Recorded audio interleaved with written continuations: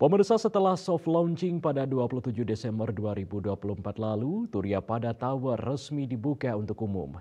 Namun bersifat terbatas karena masih ada tahap maintenance atau pemeliharaan.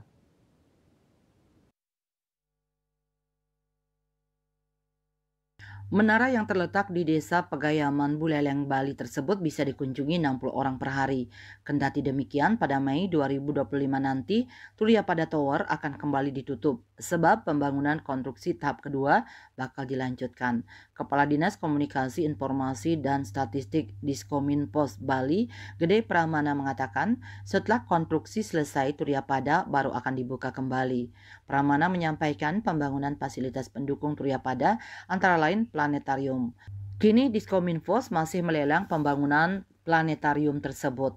Terkait besaran tiket masuk ke Turiapada, dikatakan Pemprov Bali masih mengkajinya. Ada dua opsi pembayaran tiket masuknya, yakni tiket terusan atau satuan. Diungkapkan Turiapada akan dilengkapi sarana pendukung seperti jembatan kaca dan restoran, sehingga opsi tiket terusan maupun satuan untuk wisatawan mencuat.